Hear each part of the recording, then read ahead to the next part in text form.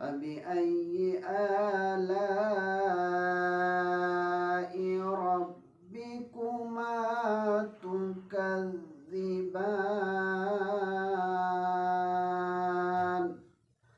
صدق الله العلي العظيم. بسم اللہ الرحمن الرحیم. یہ جو ہماری ہمشیرہ تھی، ظاہر سی بات ہے کہ ایک تو خاتون ہونے کی وجہ سے بہت سی چیزیں پوشیدہ ہوتی ہیں اور بہت سی چیزیں سامنے نہیں آتی ہیں، اور دوسری خود انسان کی خواہش یا اس کی جو پابندی ہوتی ہے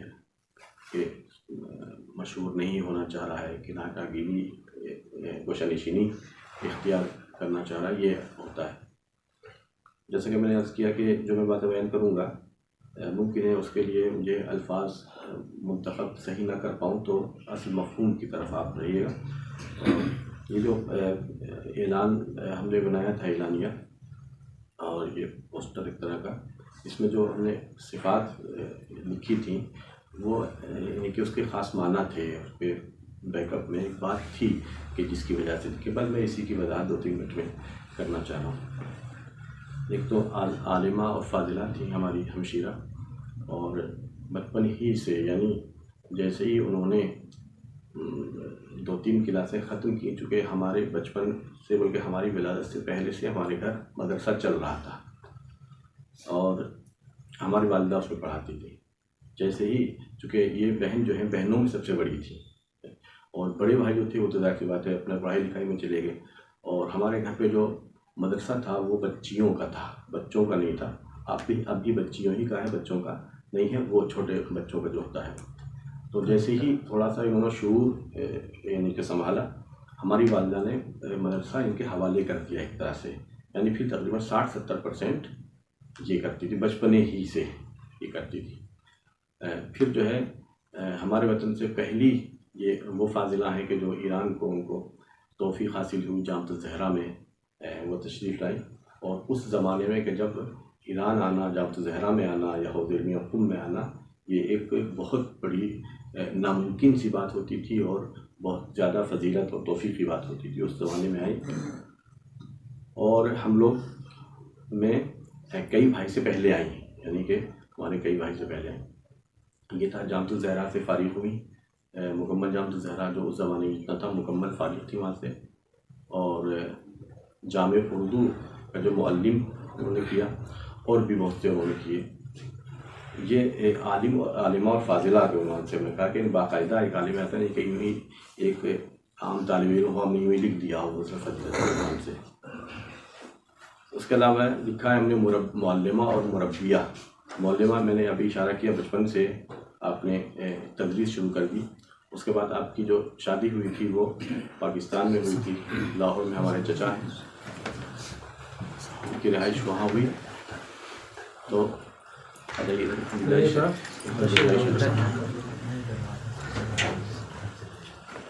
لاہور میں رہائش تھی ان کی،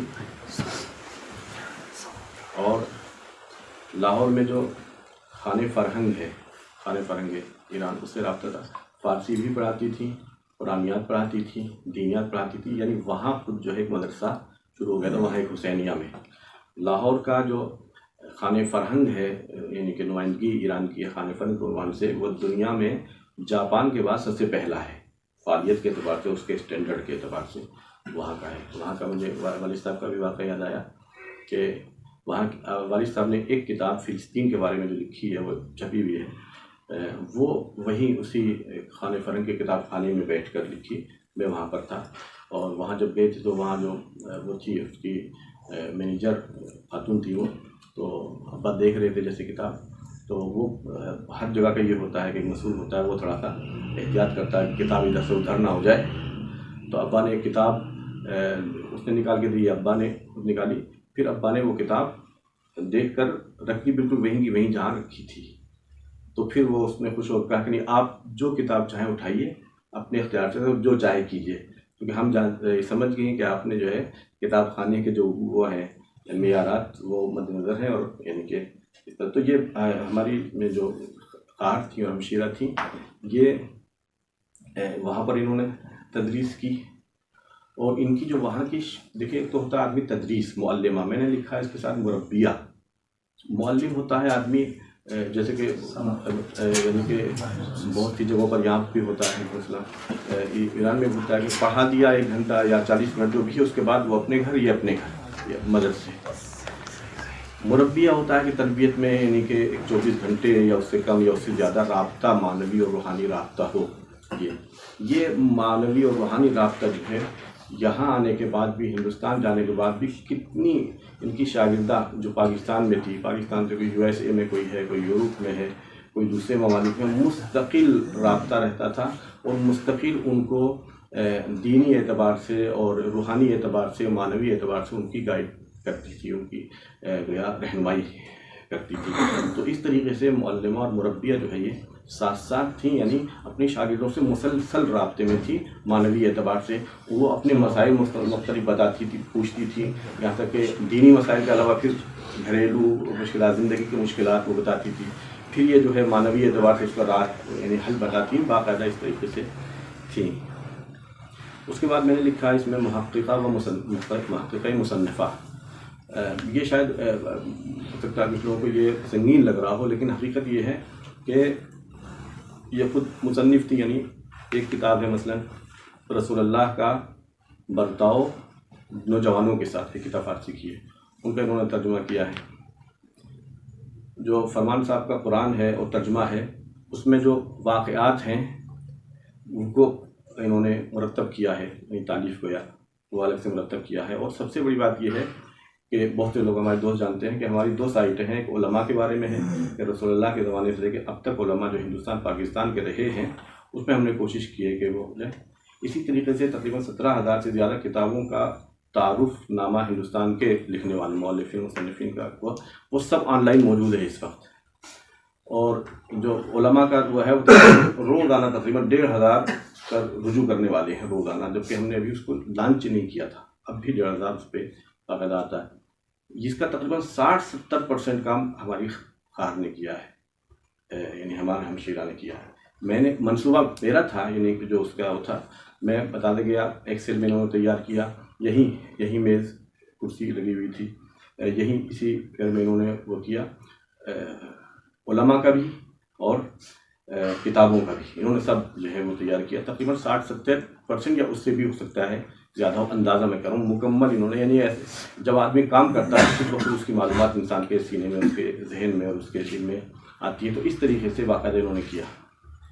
پھر جب ہم نے ہم ایک تحقیق کر رہے تھے ہندوستان کے حوزہ علمیہ ہندوستان، تاریخ حوزہ علمیہ ہندوستان رسول اللہ کے زمانے سے اب تک، ایک زمانے میں ہمارے مد نظر تھا تو جو وہ ہے تاریخ فرشتہ،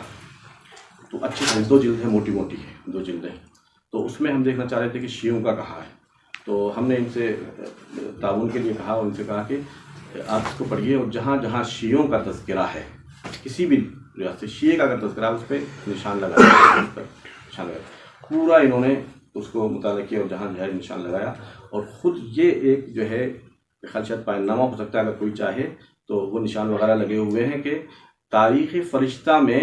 شیعوں کا ذکر کتنا ہے، کس زاویے سے، اس کو نقد و بررسی کر کے خود ایک پائن نامہ بن سکتا ہے اگر کوئی ہے تو، چونکہ میں مجموعہ المحققین میں بھی ہوں، اس کی میں مدد کر سکتا ہوں کہ اس کو یعنی کہ کوئی لے کر اس کی کوئی تحقیق کرو، یہ مکمل کر لے، پائن نامہ مد نظر نہیں تھا جو انہوں نے کیا، لیکن ایک عام انجام شدہ ہے نشان لگا ہوا ہے، اس کی نقد و بررسی کر سکتے ہیں کہ تاریخ فرشتہ میں کتنا ذکر ہے شیعوں کا، کیونکہ تاریخ فرشتہ جو ہے ہندوستان میں پورا پہلی تاریخ لکھی گئی ہندوستان کی، یہ ہے بہت اچھا یہ تحقیق ہو سکتی ہے، تو یہ بھی انہوں نے کیا، یعنی تاریخ فرشتہ کو مجھ سے زیادہ انہوں نے مطالعہ کیا، میں نے تو اتنا ہی کیا جہاں ضرورت پڑی بعد میں اس کے اعتبار سے،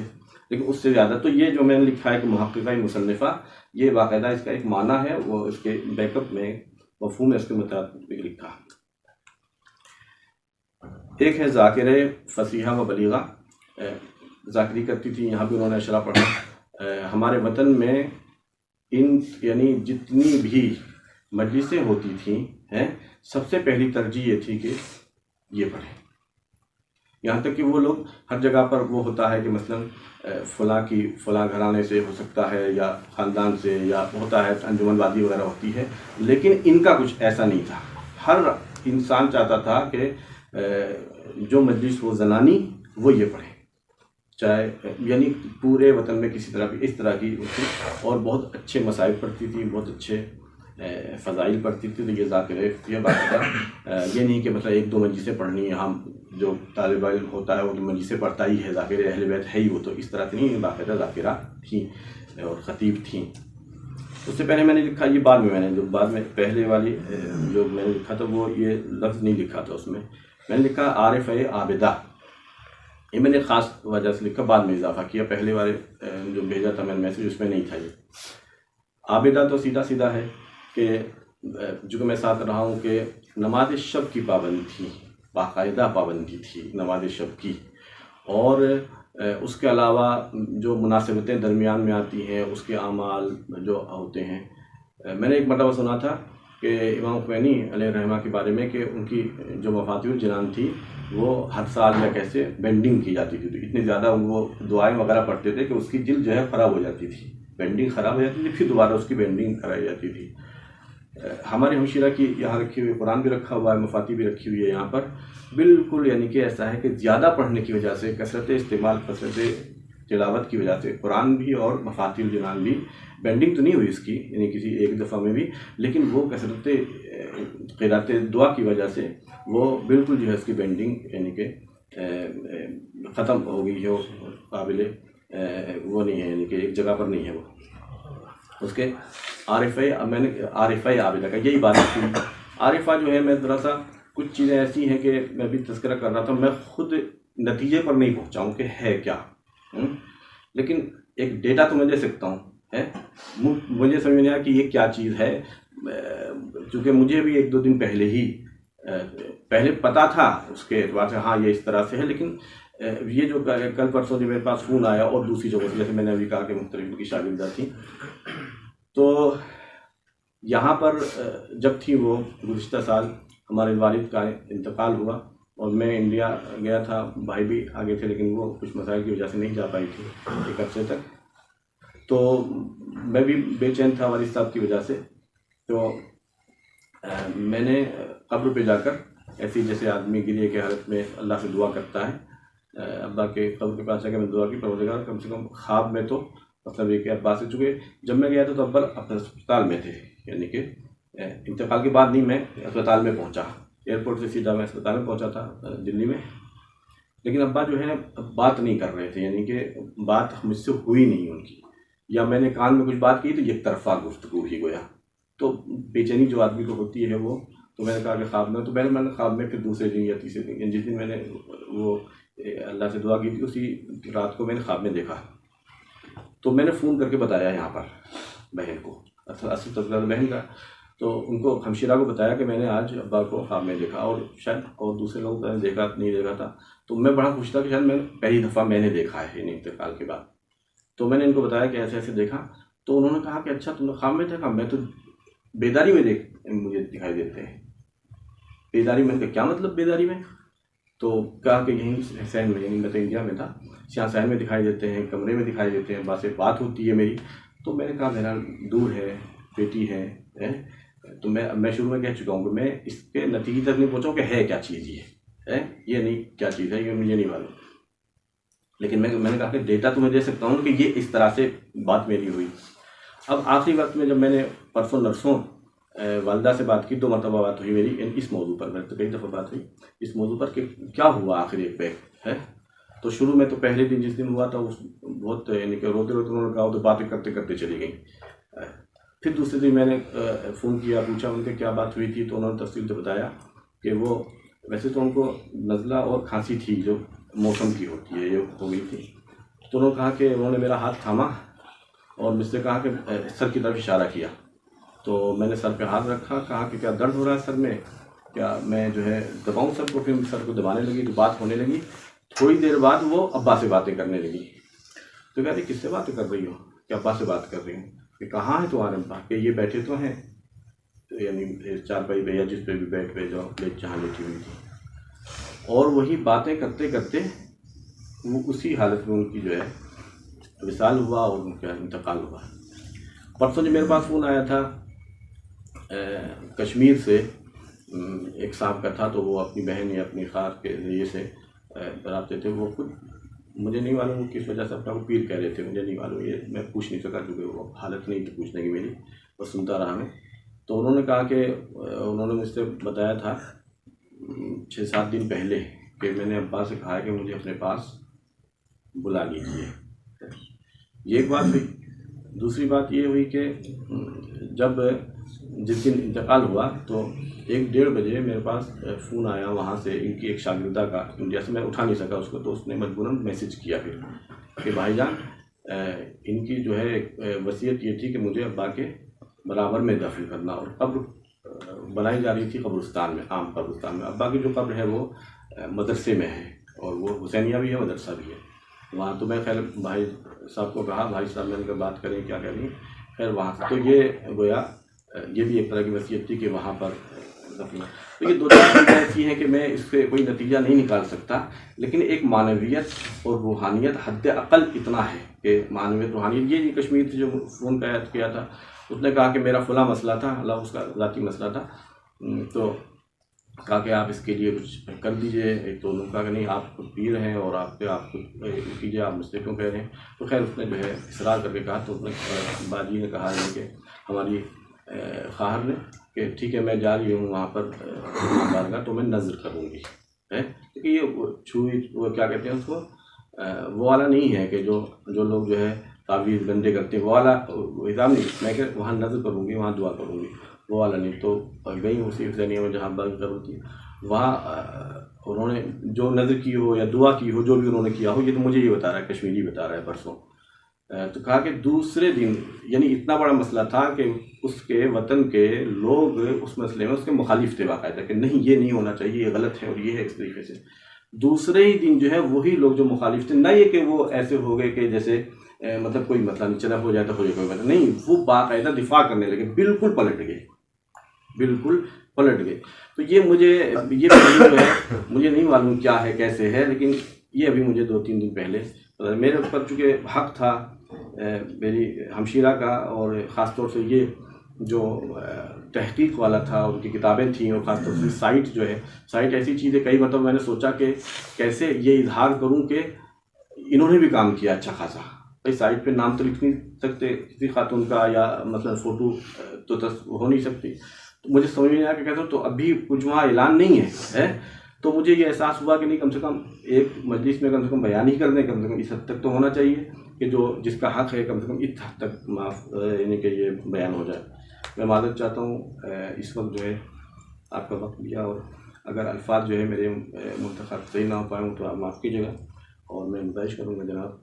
حجت الاسلام مولانا شمیم رضا صاحب سے کہ آئیں اور خطاب فرمائیں، ہم انشاءاللہ استفادہ کریں۔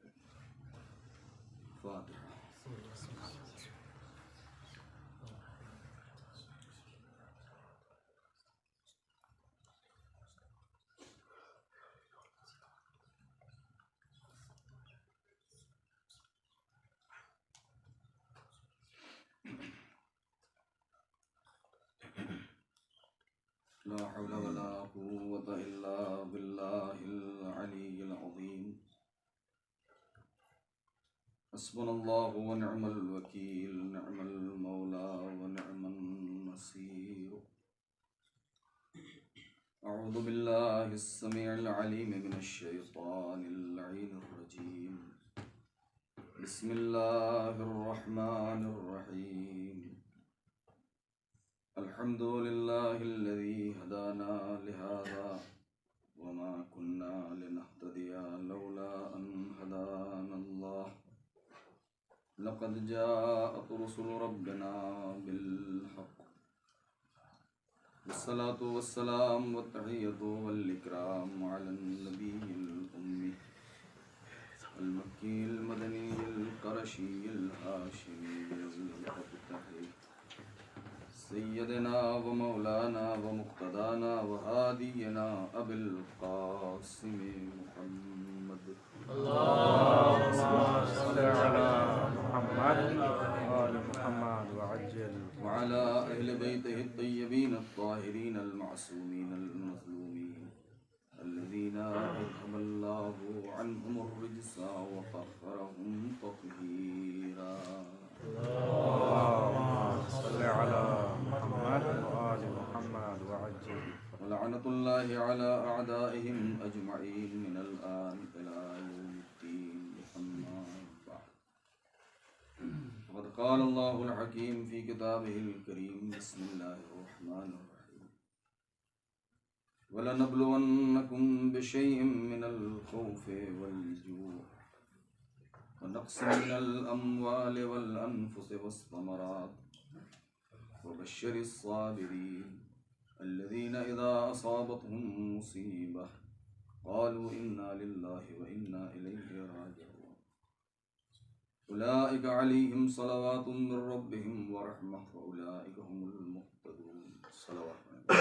اللهم صل على محمد وآل محمد وعجل فرجه. آپ ذات سے تماسی کے ایک بار سورہ اخلاص کی تلاوت سنائیں. مرحومہ و مغفورہ نجمۃ الزہرا بنت علامہ ابن علی وائس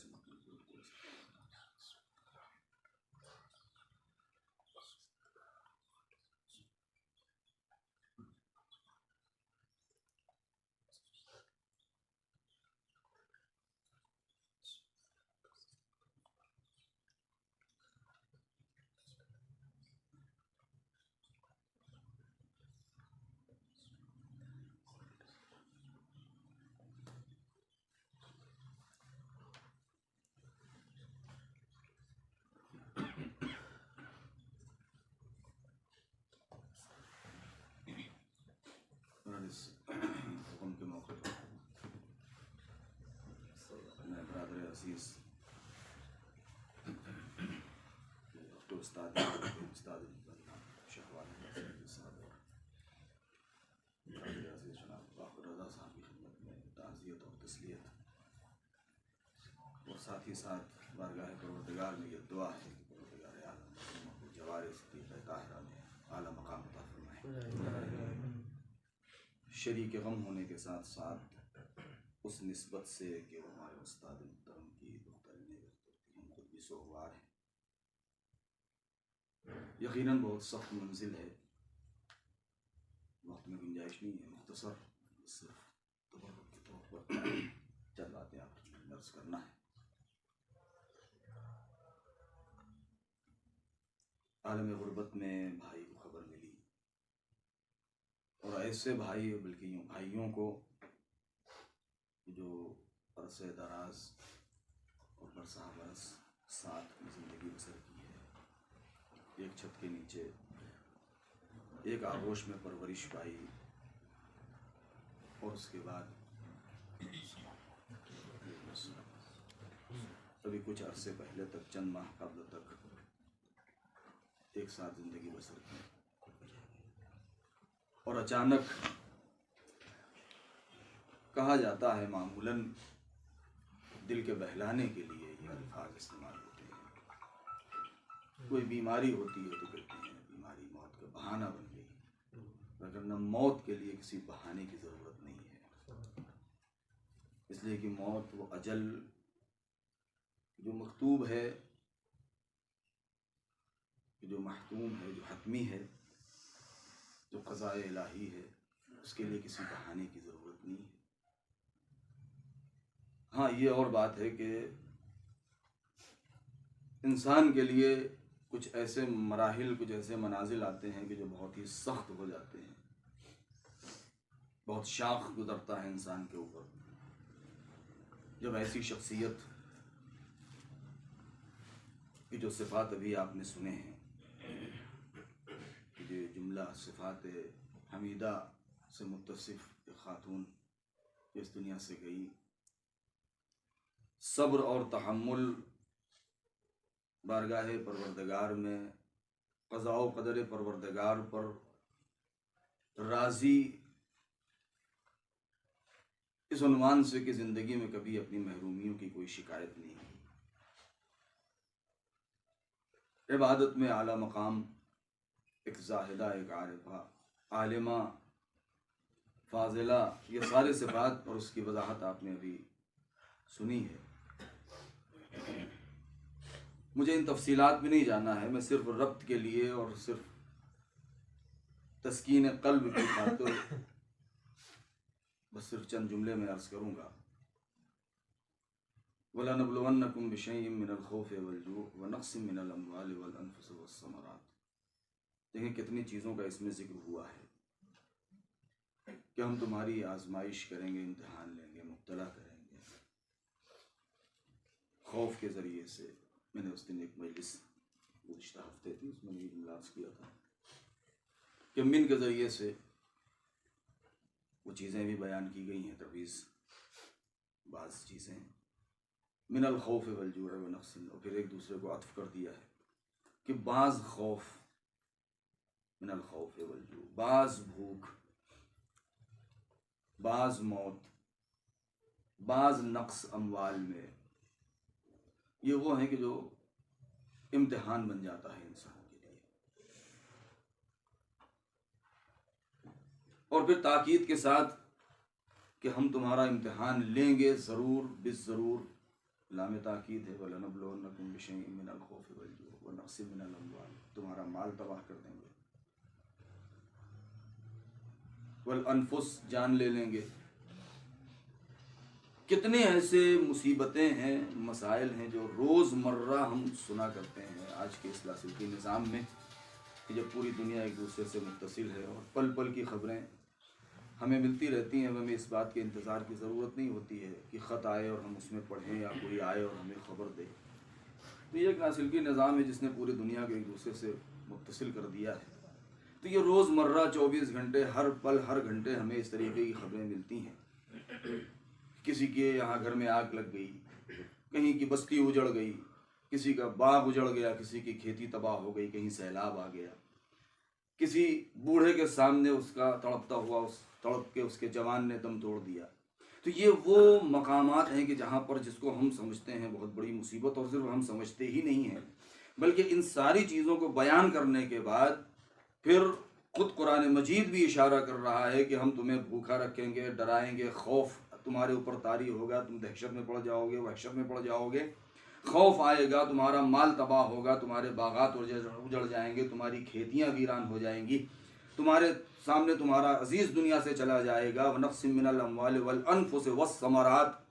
وَبَشِّرِ الصَّابِرِينَ۔ اس کا مطلب یہ ہے کہ فوراً اس کے بعد یہ لفظ استعمال کرنا اس بات کو بیان کرتا ہے کہ بہرحال یہ ابتلا اور آزمائشیں اور امتحانات یہ اپنی جگہ، مگر بہرحال یہ مصداق مصیبت ضرور ہے، ورنہ پروردگار عالم اس کو کبھی مصیبت کے لفظ سے، کہ جب بھی کبھی مصیبت نازل ہو، اذا اصابتہم مصیبہ، کہ ان کو بشارت دے دیجئے اے میرے پیغمبر کہ جب ان کے اوپر مصیبتیں نازل ہوتی ہیں تو ایسے موقع پر جزا و فضا کرنے کے بجائے، شکایت کرنے کے بجائے بارگاہ پروردگار میں وہ اپنی زبان کے اوپر یہ لفظ لے آتے ہیں، یہ جملہ کہ قالوا انا للہ و انا الیہ راجعون، کہ ہماری ذات، ہماری زندگی، ہماری حیات، ہماری ہستی، ہمارا وجود، یہ سب کے سب بارگاہ، یہ سب کے سب خدا کے لیے ہے اور ہم اسی کی بارگاہ میں پلٹ کے جانے والے ہیں۔ جہاں انسان مصیبتوں میں گرفتار ہونے کے بعد وہ دنیا سے چشم پوشی کر کے اس نے للہیت کا دم بھر لیا ہے، تو یہی وہ مقام بشارت ہے کہ جہاں انسان کے گلے میں بشارت کا اور انعام کا وہ تمغہ لٹکا دیا جاتا ہے، کہ جہاں اس نے شکایت کے بجائے سر تسلیم جھکا دیا اور راضی بے رضائے پروردگار ہو گیا، تو یہی وہ مقام ہے کہ جہاں پر اس کے لیے یہ ہے کہ بشارت دے دیجئے۔ کس چیز کی بشارت؟ وَبَشِّرِ الصَّابِرِينَ الَّذِينَ اِذَا أَصَابَتْهُمْ مُصِیبَةٌ، کہ جب اس نے یہ کہا کہ ہم خدا کے لیے ہیں اور اس کی بارگاہ میں پلٹ کے جانے والے ہیں، نہ ہماری زندگی ہماری اپنی ذاتی شے ہے، نہ ہمارا وجود ہمارا اپنا ذاتی ہے، نہ ہماری یہ سانسیں جو چل رہی ہیں یہ ہماری ہیں، یہ کسی کی دی ہوئی چیزیں ہیں۔ جب اس نے ہمیں دیا ہے تو ہم نے شکر کیا، جب وہ چاہے گا تو ہم سے لے لے گا، ہمیں شکایت کرنے کا حق نہیں ہے۔ جہاں انسان نے اس انداز سے بارگاہ اللہ پروردگار میں شکر کیا تو اس کے لیے بشارت یہ ہے کہ اولئک علیہم صلوات من ربہم ورحمہ، یہ درود اور صلوات پروردگار کا حقدار بن جانا یہ کوئی معمولی بات نہیں ہے۔ ہر انسان کی قسمت میں درود الہی نہیں ہے، ہر انسان کی قسمت میں صلوات پروردگار نہیں ہے۔ پروردگار عالم اس کا درود اور اس کی صلوات اور اس کی رحمت اور اس کی برکات اسی کے لیے ہے کہ جو شکایت کے بجائے للہیت کو ثابت کر دے، سبحان اللہ، سبحان اللہ۔ شکایت نہ کرے بلکہ اپنے اندر وہ للہیت کو پیدا کر لے اور بیان کر دے، ثابت کر دے۔ اولئک هم المہتدون، یہی وہ افراد ہیں کہ جو ہدایت یافتہ ہیں، یعنی ہدایت یافتہ افراد کی پہچان یہی ہے۔ لہذا اگر ہم ان مصادیق کے اوپر غور کریں، میں اپنی بات کو ختم کروں گا، زیادہ طولانی گفتگو نہیں کروں گا۔ خوف، ڈر گیا انسان، اس کے سامنے اس کا بچہ دنیا سے گزر گیا، بھائی دنیا سے چلا گیا، باپ دنیا سے گزر گیا، بہن۔ میں آج مطالعہ کر رہا تھا، میں ہم صاحبان علم میں بہتر جانتے ہیں ذوی الارحام میں جو مراتب، جو مقامات جو بیان ہوئے ہیں، بہن کا مرتبہ ایک خاص حساسیت کے ساتھ بیان کیا گیا ہے۔ بھائی بھی ہیں اور سب سے نزدیک ترین ذوی الارحام میں بھائی اور بہن، آپ تفصیل بہتر جانتے ہیں۔ بھائی اور بہن کے جن کا دونوں کا تعلق ایک رحم سے ہے، اسی ایک ماں کے رحم سے ہے، دونوں مرتبے کے اعتبار سے برابر، مگر بہن کو ایک مرتبہ، ایک رتبہ اضافی دے دیا گیا، اس اعتبار سے کہ بھائی کی نظر، بھائی قوت بازو ضرور ہے، بھائی کے کمر کی طاقت ہے، بھائی کا سہارا ہے، لیکن جہاں میراث کا مسئلہ آتا ہے بھائی بھائی میں اختلاف زیادہ نظر آیا، مگر بہن کی جو محبت ہے وہ بے لوث ہوتی ہے۔ اور تاریخ نے اس کو ایسے نمونے ہمارے سامنے رکھ دیے ہیں کہ بھائی نے بھائی کا خون بہایا ہے، بہن نے بھائی کا خون نہیں بہایا۔ ایسی چیزیں روایات کی روشنی میں عرض کر رہا ہوں، بڑی طولانی گفتگو ہے اس سلسلے میں علماء کی، کہ بہن کی جو محبت ہے، یعنی ماں کی مامتا، ماں کے بعد ماں کی مامتا جس کے آنچل میں نظر آتی ہے وہ بہن ہے۔ بڑے بھائی کو کہتے ہیں کہ باپ کی جگہ ہوتا ہے، لیکن بہن وہ مہر مادری، وہ محبت ماں کی جس کا اس کی عکس جہاں نظر آتا ہے، شاید بڑے بھائی کے اندر باپ کا وہ عکس نظر نہ آتا ہو، لیکن بہن کے اندر ماں کا عکس نظر آ جاتا ہے۔ اگر ہم اور آپ اگر ذرا واقعات کربلا کے اوپر غور کریں، ائمہ معصومین علیہ السلام کی حیات کے اوپر، تو ایسے الفاظ ہمیں ملتے ہیں کہ جس سے اس بات کا اندازہ ہوتا ہے۔ بہت ساری مثالیں ہیں تاریخ میں، لیکن دو عمدہ اور بارز مثالیں ہمارے سامنے، ایک جناب زینب کبریٰ سلام اللہ علیہ اور ایک جناب معصوم اکرم سلام اللہ علیہ۔ یہ دو ہستیاں ایسی ہیں کہ جو بھائی اور بہن کی جو محبت ایک نمونہ ہے تاریخ میں انسانیت کے لیے۔ میں اپنے موضوع سے دور نہ ہو جاؤں، میں اس کو بعد میں ربط مسائل کے لیے وقت بھی بہت تیزی سے جا رہا ہے، کہ پروردگار امتحان لینا چاہتا ہے۔ میں نے ایک موقع پر ایک جملہ کہا تھا کہ صبر۔ ہمارے برادر عزیز، میں نے فون کیا، خبر ملی تو میں نے جب پوچھا کہ بھائی کیا ہوا تھا اچانک، اس سے ایک جملہ نکلا، انہوں نے کہا کہ باپ کی جدائی برداشت نہ ہو سکی۔ حقیقت ہے، ایک بیٹی کے لیے باپ کی جدائی بہت سخت ہوتی ہے، بہت شاق ہوتی ہے۔ ہر ایک نے فون کیا، ہر ایک نے ملاقات کر کے تسلیت دی، پرسہ دیا۔ ایک جملہ سب کہتے ہیں کہ بھائی صبر کریں، بھائی صبر کریں۔ دیکھیے یہ صبر، وبشر الصابرین، کہ صبر کرنے والوں کو بشارت دے دیجئے۔ ہم نے بھی صبر کیا، آپ نے بھی صبر کیا، ہمارے بھائیوں نے بھی صبر کیا، لیکن واقعاً ذرا تصور کریں کہ یہ صبر جو ہم روزمرہ کرتے ہیں، میں نے ایک مجلس میں اس کے اوپر بڑی طولانی گفتگو کی تھی کہ یہ صبر جو روزمرہ ہم اور آپ کرتے ہیں، کیا واقعاً یہی وہ صبر ہے کہ جس کے اوپر ہمیں بشارت دی جا رہی ہے مومنین کو؟ اگر یہی صبر ہے تو پھر یہ صبر تو ہر انسان کر لیتا ہے، اس لیے کہ اگر میرا کوئی عزیز دنیا سے چلا گیا تو موت کے پنجے اتنے سخت ہیں اور اتنے دور ہیں کہ نہ ہماری رسائی ہے وہاں تک، نہ ہم وہاں پہنچ سکتے ہیں، نہ اس سے ہم کسی اپنے عزیز کو واپس لا سکتے ہیں، نہ قضاء و قدر الہی کے سامنے ہمارا کوئی بس چلنے والا ہے، نہ ہمارا کوئی اختیار ہے۔ جب ہمارا اختیار نہیں ہے، ہم بے اختیار ہیں، بے بس ہیں موت کے سامنے، تو ایسے موقع پر ہم چپ نہیں ہوں گے تو کیا کریں گے؟ ایک دن، 2 دن، 4 دن، 10 دن، 1 سال، 2 سال، آخر ایک نہ ایک دن ہمیں خاموش ہونا ہے، اس لیے کہ جب زمانہ گزرے گا تو ہمارے زخموں کو مندمل کر دے گا،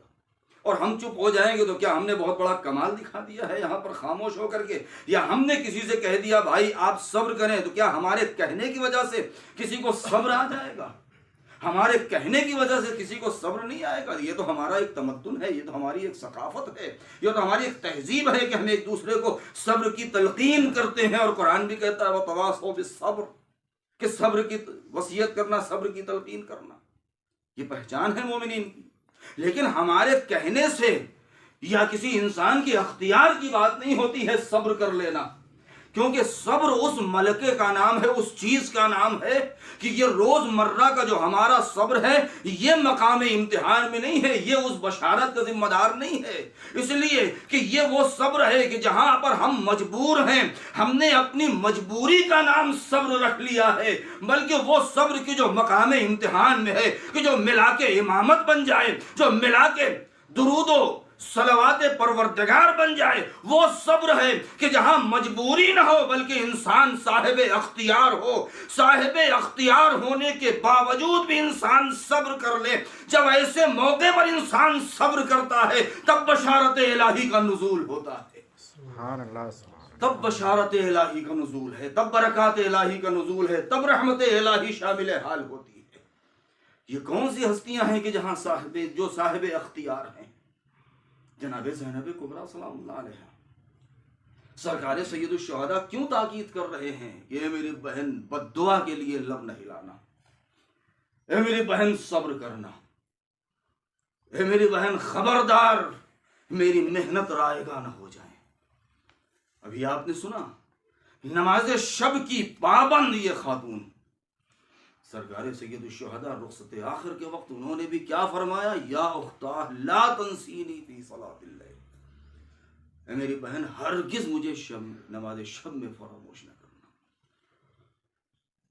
یہ جو مقامات ہیں یہ صبر کا مقام ہے، صاحب اختیار ہے، اور اس کے باوجود جب انسان صبر کر لیتا ہے تو پھر وَبَشِّرِ الصَّابِرِينَ الَّذِينَ إِذَا أَصَابَتْهُم مُّصِیبَۃٌ۔ بس یہ جملہ جو میرے بھائی نے کہا کہ باپ ابا کی جدائی اور ان کا فراق یہ برداشت نہ کر سکی، میں کہوں گا بھائی تقریباً 10-12 سال آپ ان کے ساتھ رہے، ایک ساتھ آپ نے یہاں قم میں گزارے، محروم رہیں، شوہر سے بھی دور رہیں، گود بھی خالی تھی، اپنی محرومیوں کی کبھی شکایت نہیں کی بارگاہ پروردگار، عبادت میں مصروف رہیں، مگر جب باپ کے انتقال کی خبر سنی تو اتنے دنوں کے اندر باپ کی میت پہ نہیں پہنچ سکی، وقت نہیں ہے اس لیے میں بات کو ختم کر پاؤں یہیں پر۔ باپ کے رحلت کی خبر سنی، پہنچ نہ سکی، تڑپ کے رہ گئی، لوگوں نے پرسہ دیا، دلاسا دیا، بڑے بھائی نے کلیجے سے لگایا، چھوٹے بھائیوں نے سہارا دیا، مگر وہ اثر بہرحال ظاہر ہوا کہ 1 سال گزرے ہیں کہ جو بھی آپ نے سنا کہ عالم بیداری میں بھی وہ گفتگو کر رہی ہیں اور یہ کہہ رہی ہیں کہ میں اپنے باپ سے گفتگو کر رہی ہوں، اور یہ دعا کر رہی ہیں کہ میرے بابا مجھے اپنے پاس بلا لیجیے۔ اب ذرا تصور کریں کہ جب ایک خاتون بھائیوں کا سہارا ہے، کسی کی طرف سے کوئی الغار نہیں ہے، ہر انسان سہارے کے عنوان سے پرسے کے لیے آ رہا ہے، تسلیت کے لیے آ رہا ہے، اور دنیا میں 1.25 سال سے زیادہ زندہ نہ رہ سکی، تو پھر وہ بیٹی کہ جس نے کئی مہینے، تاریخ میں 6 مہینہ کم سے کم لکھا ہے، جس نے یہ دیکھا ہو کہ سید المرسلین دروازے پر آ کے سلام کرتے تھے، دروازے پر آ کے سلام کر رہے ہیں، السلام علیکم یا اہل بیت النبوہ، اے اہل بیت نبوت تم پر میرا سلام۔ کوئی معمولی انسان نہیں، سردار انبیاء سلام کر رہے ہیں آ کے دروازے کے اوپر، رخصت ہونے کے لیے آتے ہیں، سفر پر جاتے ہیں تو سب سے آخر میں، سفر سے واپس آتے ہیں تو سب سے پہلے اپنی بیٹی کی چوکھٹ پہ آتے ہیں، اپنی بیٹی کی پیشانی کو چومتے ہیں، ہاتھوں کو چومتے ہیں۔ ایسے موقع پر جس بیٹی کو اتنے ناز و نعم سے پالا گیا ہو، جس نے کبھی تصور میں بھی جس کے نہ آیا ہو کہ اس کے خاندان کی کوئی فرد، باپ یا ماں یا کوئی، اس کو گھڑکی دے یا جھڑکے، جس نے ہمیشہ اپنے دروازے کے اوپر درود و سلام سنا ہو، اچانک میں اگر کوئی دھمکی دے دے تو ایسے موقع پر ذرا تصور کریں کہ اس بیٹی کا کلیجہ پھٹ نہیں جائے گا۔ سوچیں کہ جس نے کبھی تصور بھی نہ کیا ہو اس چیز کا، اور اچانک اس کے رخسار پر تماچا مار دیا، جس نے کبھی سوچا نہ ہو۔ میں نے کئی مرتبہ یہ جملہ کہا کہ جو بچے ہمیشہ بچپنے سے زد و کوب اور گھڑکیوں میں پلتے ہیں، بڑے ہونے کے بعد بچی ہو یا بچہ اگر اسے کوئی گالی دے دے، اگر اس کے اوپر کوئی ہاتھ اٹھا دے تو اس کے لیے اتنی بڑی بات نہیں ہوتی، لیکن جس نے کبھی تصور میں نہ سوچا ہو، جس کے لیے اس کا باپ احترام میں کھڑا ہو جاتا ہو،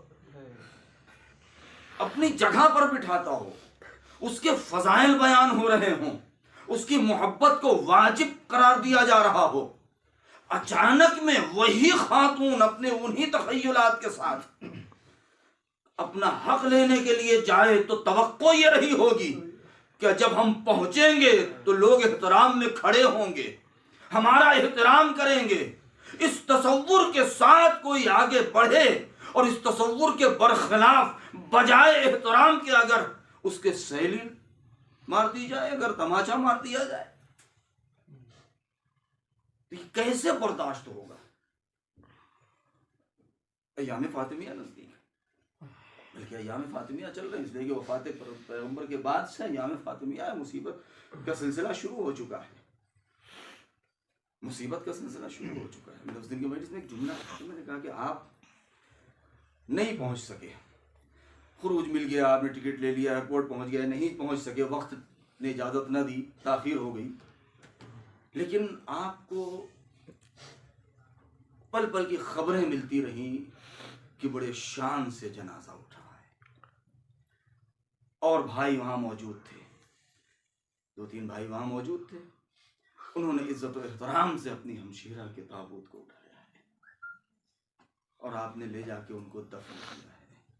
آپ کو یہاں تسلی ہو گئی، آپ کو دلاسا ہو گیا، یہاں پر آپ کو سکون اور صبر آ گیا ہے، احباب اکٹھا ہو گئے، پرسہ دیا ہے، ہر ایک نے فون کے اوپر آپ سے کہا بھائی صبر کیجئے، ہم آپ کے غم میں شریک ہیں، ہم خود بھی سوگوار ہیں۔ کتنا سکون ملتا ہے انسان کو،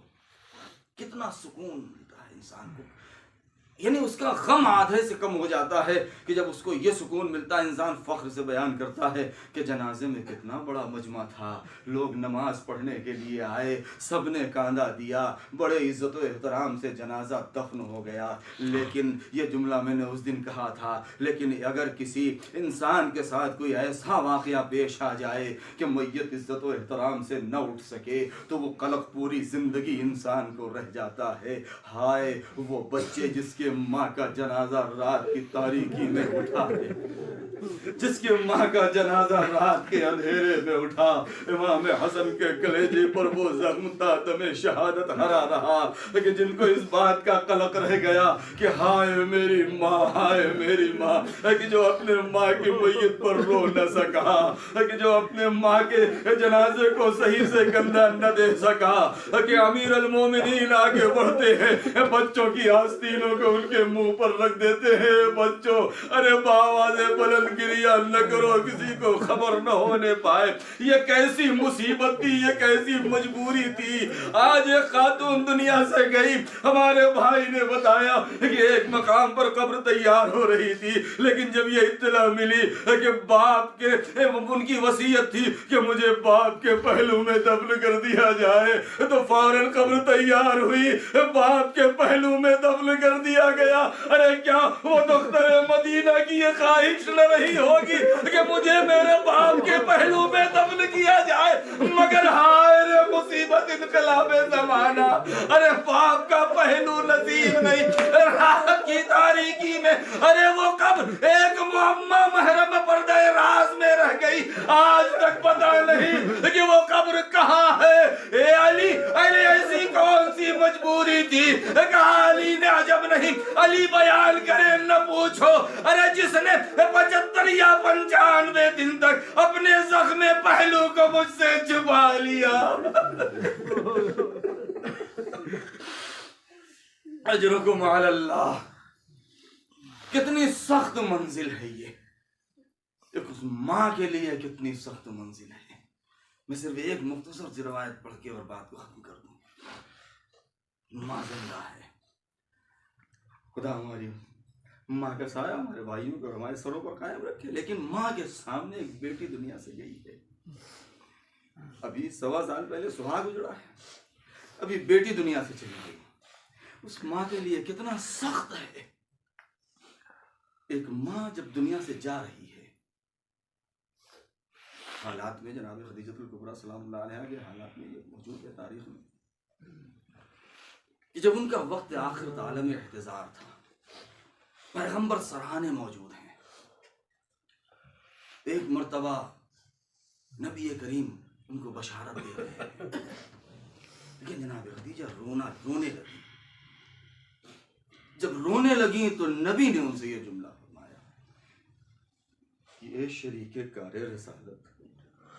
اے میری ہمدم و غمخوار، اے خدیجہ مبارک ہو تمہیں، حوران جنت مصروف آرائش بہشت ہیں، تمہارے استقبال کے لیے لوگ آمادہ ہیں. تم سید المرسلین کی شریک زندگی ہو، تم نے اسلام کو سرخرو کیا ہے، تم رو کیوں رہی ہو؟ تمہیں تو جنت کی بشارت ہی بشارت ہے. تو ایسے موقع پر جناب خدیجہ نے کہا کہ میں دنیا سے جانے کے وقت اپنے موت کے غم میں نہیں رو رہی ہوں، مجھے موت سے ڈر نہیں لگ رہا. کہا کہ پھر کیوں رو رہی ہو؟ پھر کہا کہ میں تمہارے سامنے بیٹھا ہوں، تمہیں موت تمہارے جاگنی میں تمہیں تکلیف نہیں ہوگی. میں نبی، میں رسول، میں تمہارے سامنے بیٹھا ہوں، فرشتے آئیں گے، بڑی آسانی سے تمہیں لے کے جائیں گے. تو اس وقت جناب خدیجہ نے یہ جملہ فرمایا تھا، عرض کیا تھا یا رسول اللہ، میں اپنی موت کی وجہ سے نہیں رو رہی ہوں. کہا پھر وجہ کیا ہے؟ کہا میں اس دن کو یاد کر کے رو رہی ہوں، ابھی میری فاطمہ بہت چھوٹی ہے. وہ دن کون ہوگا اس دن کہ جو میری بیٹی کو رخصت کرے گا، کہ جب وہ اپنے دہلیز سے قدم باہر نکالے گی اور اپنے شوہر کے گھر جائے گی. ارے مائیں بڑے عزت و احترام سے رخصت کرتی ہے. تو اس وقت نبی نے جناب خدیجہ کو تسلی اور دلاسا دے دیا. عجب نہیں یہ جملہ کہا ہو، اے خدیجہ، ارے تمہیں فاطمہ کی رخصتی یاد آ رہی ہے، ارے تم رو رہی ہو. ارے اس وقت بڑی خوشی ہوگی ہوگی، مصیبت تو تب ہوگی جب فاطمہ کا جنازہ اٹھ رہا ہوگا، حسنین منہ پیٹ رہے ہوں گے، علی آواز دے دیں گے یا حسن و یا حسین یا زینب و یا ام کلثوم ہلمو ہلمو تزودوا امکم، اے بچوں آؤ اپنے ماں کا آخری دیدار کر لو۔ ارے بچے آگے بڑھے،